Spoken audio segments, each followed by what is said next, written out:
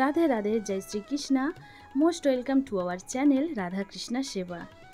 তো বাড়িতে এসেছে রাধাকৃষ্ণ যুগলজরি।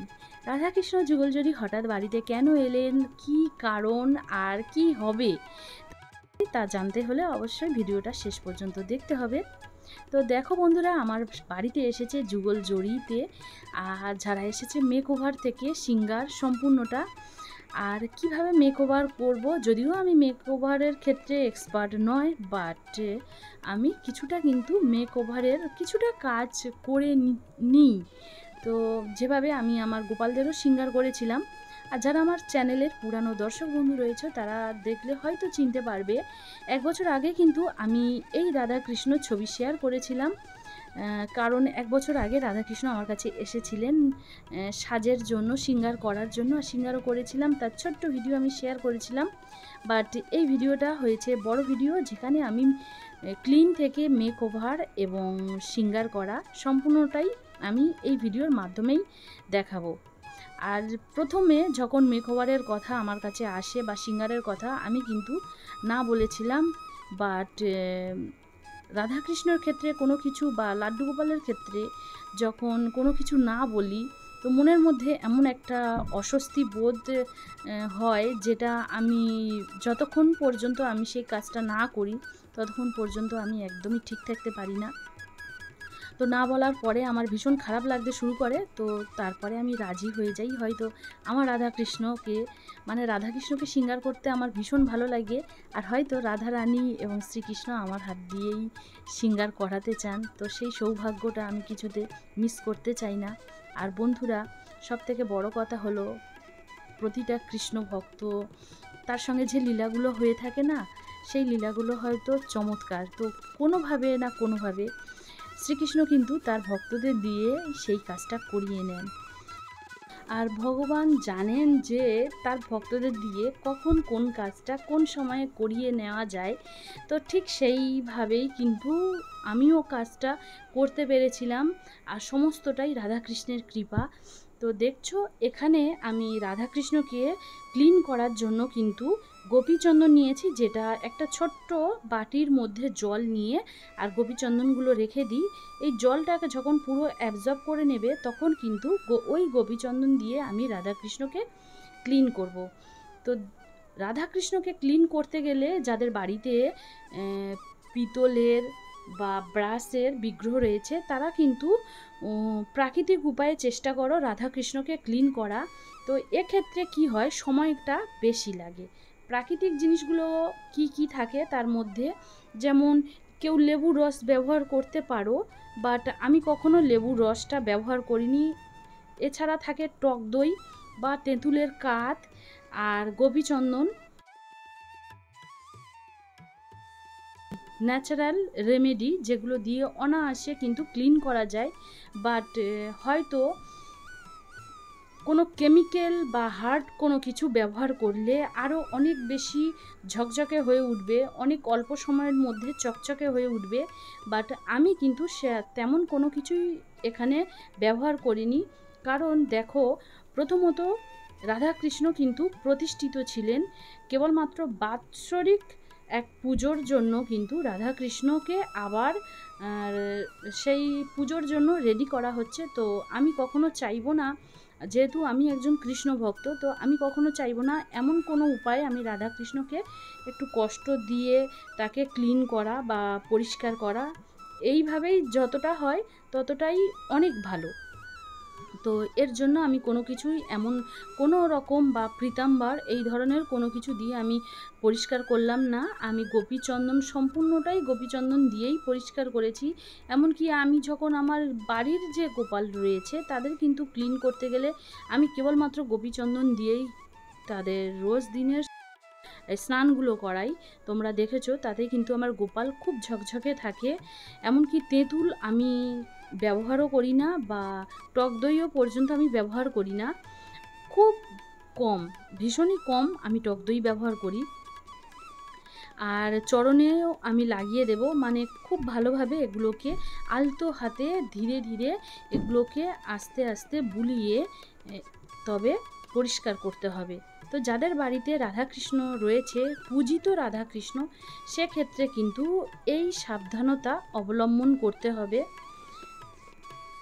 এবারে দেখো এটা কি হয়, এইভাবে ক্লিন করলে যদি কারোর বাড়িতে নিত্য রাধাকৃষ্ণকে স্নান করানো হয়, অনেক জায়গায় থাকে না যে প্রতিষ্ঠিত করে দেওয়ার পরে রাধাকৃষ্ণর গায়ে আর হাত দেওয়া হয় না, তো সেক্ষেত্রে কি হয়, এই কালো পড়ে যাওয়ার চান্সটা একটু বেশি থাকে।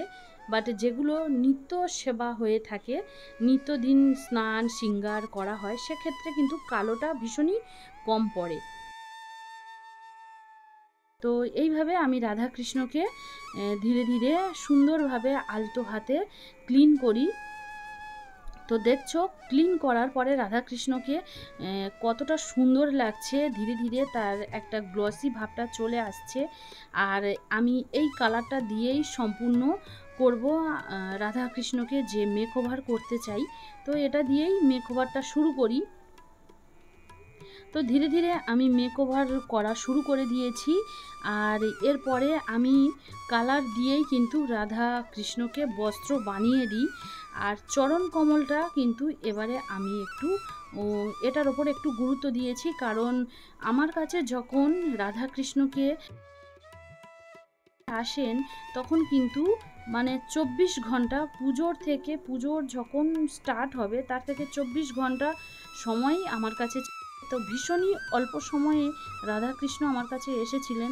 তাই রাধাকৃষ্ণকে কালার করা, মেকওভার করানোর পরে সেটাকে ড্রাই হতে দেওয়া। আর যেহেতু ওয়েদারটা এখন বেশ মানে রোদ মাখা, প্রচণ্ড গরম, যার জন্য হয়তো এটা সম্ভবও হয়েছে যে 24 ঘন্টার মধ্যে কালার করার এবং তারপরে তাকে শৃঙ্গার করা, মানে এতটা অল্প টাইমের মধ্যে, তো একটু ডিফিকাল্ট হয়ে গেছিলো। আর দেখো যদিও আমি প্রফেশনাল নয় এক্ষেত্রে, বাট কিছুটা কাজ নিজে করে নিই। আর মেকওভারটা কেমন হয়েছে প্লিজ তোমরা কিন্তু জানিও। দেখো আমার লোকাল এরিয়াতে এইসব কিছু অ্যাভেলেবেল নয়, একদমই অসম্ভব এই ধরনের কাজগুলো করা। তো যদিও আমি এর আগে কখনো মেকওভারের ভিডিও শেয়ার করিনি, ছোট ছোট গোপালদের একটু কালার করেছিলাম, শৃঙ্গার করেছিলাম, তার ছোট ছোট ভিডিও বানিয়ে আমি শেয়ার করেছি। তো দেখছো এখানে চরণ কমলটা আমি একটু অন্যরকমভাবে বানিয়েছি, সম্পূর্ণ ভিডিও বানাতে পারলাম না কারণ একটু মুশকিল ছিল, ক্যামেরাটা অন করে রেখে সম্পূর্ণ কাজটা করাটা আমার ক্ষেত্রে একটু ডিফিকাল্ট ছিল। তো চরণ কমলের কাজটা কিন্তু কমপ্লিট হয়ে গেছে মোটামুটিভাবে, আমি এইভাবেই শৃঙ্গারটা করেছিলাম। আর পোশাকটাও বানিয়েছি ঠিক সেদিনই রাতের মধ্যে পোশাকটা বানিয়েছিলাম, ভীষণই অল্প সময় ছিল।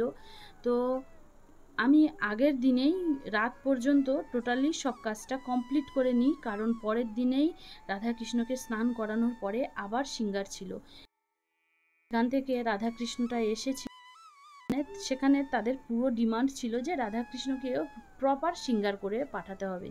আর এই দেখছো হেয়ার উইকটা, যেটা আমি নিজে হাতেও বানিয়েছি, কারণ আমার যে লোকাল মার্কেটের যে হেয়ার উইক এসেছিলো সেটা আমার কিন্তু একদমই পছন্দ হয়নি, যার জন্য আমি রাধারানীর জন্য কিন্তু আবার নিজে হাতে হেয়ার উইক বানাই। আর এবারে হেয়ার উইকটা একটু অন্যরকম বানিয়েছিলাম, আগের হেয়ার উইকের থেকে আগে হেয়ারটা সম্পূর্ণ ছাড়া ছিল। তো আমি সব কিছুই নিয়ে বসে যাই, যেহেতু আমার কাছ থেকে প্রপার রেডি হয়ে রাধাকৃষ্ণ তার পূজার জায়গায় যাবেন।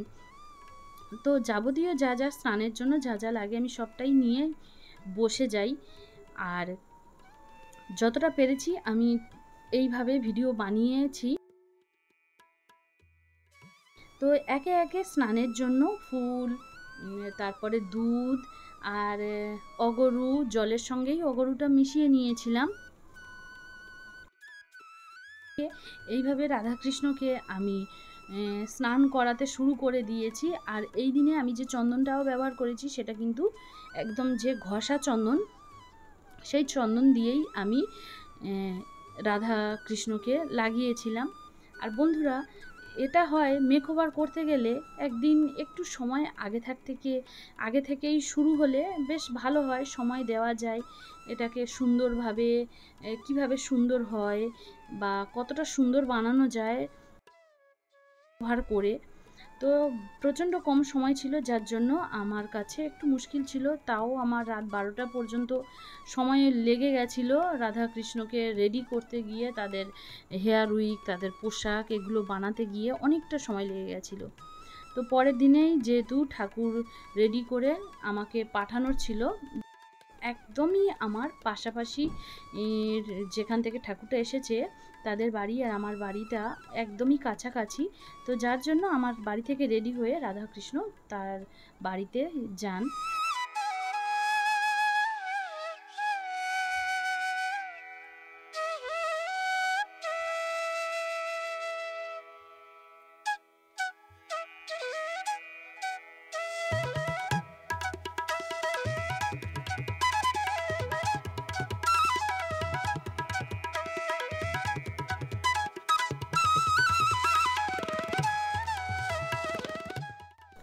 তো দেখছো রাধাকৃষ্ণর স্নান তো করানো হয়ে গেছিলো, আর স্নান করানোর পরে এবারে শুরু হবে রাধাকৃষ্ণকে আবার নতুন করে শৃঙ্গার করা। তো এখানে আমি সমস্ত গায়ের জলগুলো শুকিয়ে নিচ্ছিলাম, আর রাতের মধ্যেই আমি পোশাকগুলো বানিয়ে ফেলেছিলাম, যার জন্য আমার রাত 12টাও পেরিয়ে গেছিলো। পোশাক বানানো কালারটাও কমপ্লিট করতে পারিনি, তো কালারটা কমপ্লিট করে তারপরে পোশাক বানানো শুরু করি। দেখছো যে এইভাবে আমি রংটা করেছিলাম, আর পোশাকটাও এইভাবে বানিয়েছিলাম, সম্পূর্ণটাই সবটা একসঙ্গে অ্যাটাচ করে দিয়েছিলাম।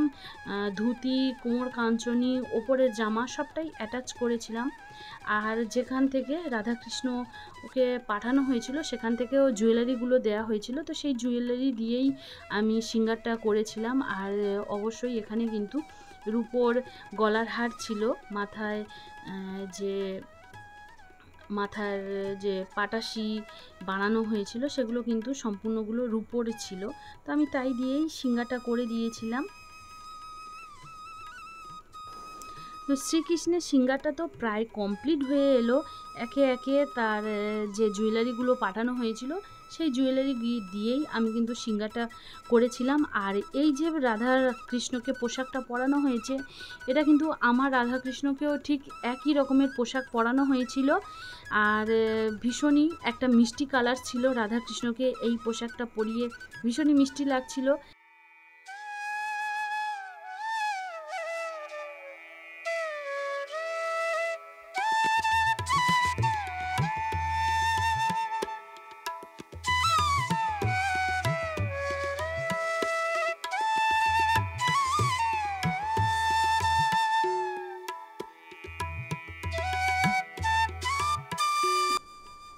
এবারে শুরু করব আমার রাধারানীর হেয়ার উইকটা লাগানোটাই বাকি ছিল। তো দেখো এই হেয়ার উইক তোমরা কিন্তু অনেকেই পছন্দ করো এই হেয়ার উইকগুলো, যদিও আমার এখানে কোরিয়ার সার্ভিস না থাকার জন্য আমি হেয়ার উইকগুলো বাই করতে যাওয়ার পরেও আমি সেল করতে পারি না। আর চেষ্টায় রয়েছি, হয়তো সম্ভবত আমি তেমনই কোনো রাস্তা বাছতে চলেছি যেখানে আমি কারোকে এই জিনিসগুলো সেল করতে পারি।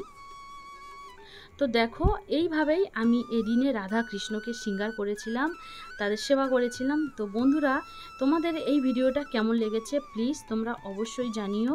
তোমাদের যদি ভালো লাগে তাহলে লাইক, শেয়ার, কমেন্ট করতে একদমই ভুলো না। আর রাধা কৃষ্ণের প্রপার শৃঙ্গার তো হয়েই গেছে। আজকের ভিডিওটা এখানে শেষ করছি, আবার আসবো পরের কোনো আরও এক ভিডিও নিয়ে। তো সবাই খুব ভালো থেকো, সুস্থ থেকো। রাধে রাধে।